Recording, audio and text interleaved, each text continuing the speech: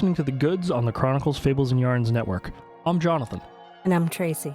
So we're starting off our holiday series in which we each picked two movies. Sorry, I said two movies. In which we each picked four movies that we really enjoy from the holidays. Our top four, as we would, in no particular order. Honestly, I don't remember who picked this movie. It could have been either one of us, but we're going to kick off our holiday series today with the movie Klaus, which was written and directed by Sergio Pablos. And, honestly, it's an animated film.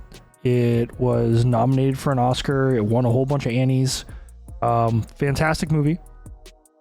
It has J.K. Simmons in it.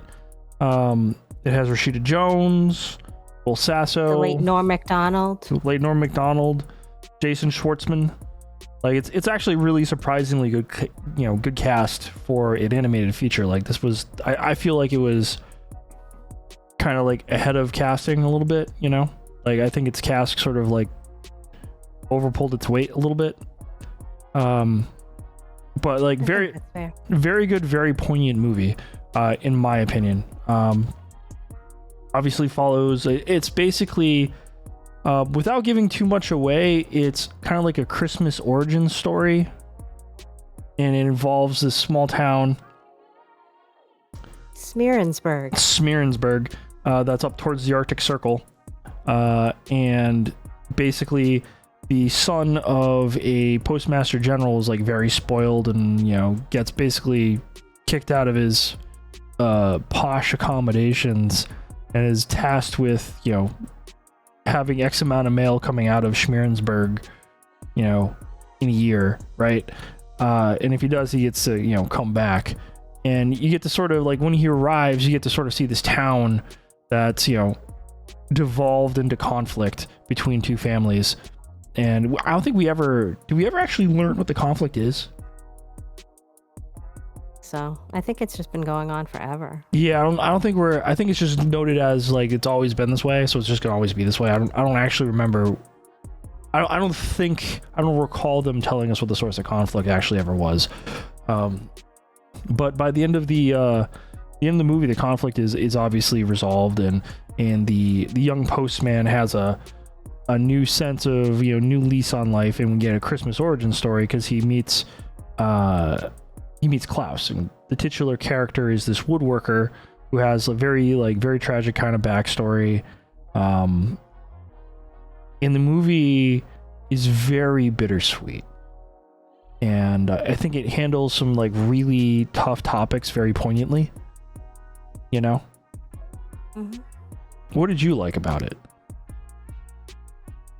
I like a lot of things about it, honestly. Because I'm over here talking a lot. So what do you like about it?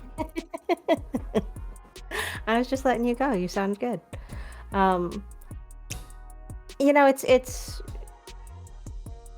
a really nice Christmas story. It's about a lot of the things around Christmas that especially Christmas, end of the year, New Year, redemption. Mm-hmm. Personal growth, people making a difference. And it's also just visually really beautiful. It's gorgeous. It's absolutely beautiful. Yeah.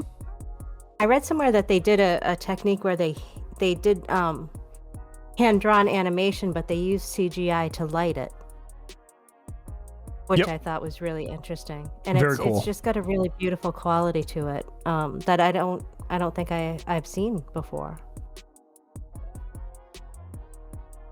Yeah, so I mean, you touched on a lot of the good stuff about it. It is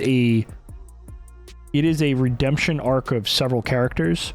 It's a redemption arc of Jesper, who is the postmaster general's son.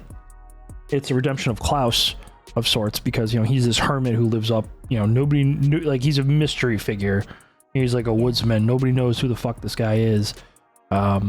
He's living out in the woods by himself, and it's his redemption as well, as well as the town's redemption. The town comes back to life, by the end of the movie. And when you get there, it's like, it looks like something like straight out like Tim Burton. Like You know, it's like we get like serious Nightmare Before Christmas vibes out of the town, you know, or like Sleepy Hollow Not as sort of pretty. stuff. Yeah, not as pretty as Nightmare Before Christmas.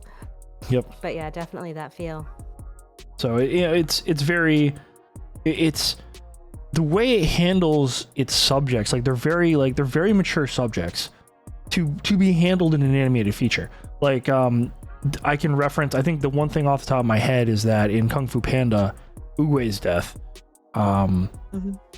it was handled exceptionally like beautifully. Like it was just like, it's probably one of the most beautiful like animated expressions of loss and death that I think I've seen. And this one is very on par with that, in my opinion. Yeah, and you it's know, kind of. go ahead. Sorry, I was just gonna say it's interesting. Just a little bit of backstory on that part is that we go through a lot of the movie. Jesper is so focused on getting out of there that he's completely unaware of Klaus's sort of history. You know, they go through all this giving of presents and starting sort of the traditions of Christmas. And then he suddenly finds out the loss that Klaus has suffered, you know, his wife and the possibility of children. And so when we get to this point, which you're talking about, the expression of death, it's truly beautiful. It really is. I'll save what happened so you guys can see it at the end. I think the end, I'm gonna try not to spoil the end, but the entire ending sequence, like it hit me like a fucking freight train full of, sorry, it hit me like a flippin' freight train full of lard. Like just like square, just like I think I posted on Facebook about it. If you feel like getting hit in the feels by like a dump truck full of lard or something like that, you know, watch this movie, because the end of it just like hit me square, and it was tough. And it was beautiful. It was absolutely beautiful. Like it made me tear up. It was very exceptionally well done, very beautifully handled. The care, like this looks like the movie, the story, like the feel, everything feels like the person cared about it. It gives you that feeling of like I think that has to be integral in the holiday film as well, where like you have to get that feeling of warmth for it. There has to be like a care that's put into it, that so that you get out of it. And this was very clearly done by like a very carefully guided hand, and you feel it. Like you feel it in your feels. You know, or as Detective Pikachu would say, in your jellies. But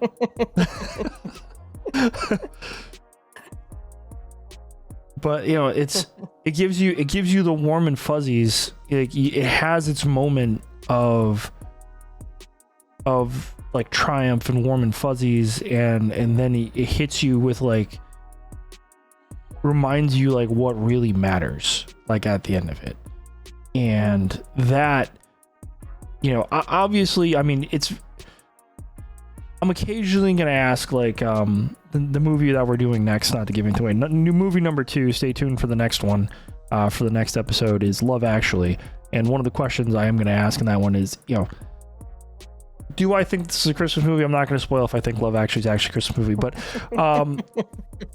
the eternal questions. Yeah, but this movie is very clearly a Christmas-like origin story. Like, it's very clearly, like, everything about it's very Christmas. Like, you can feel it, you can tell, it just, like, permeates it, and I think that's why I love it, is that, like, it's very intentional, it's very beautifully done. It covers tough things very, very well.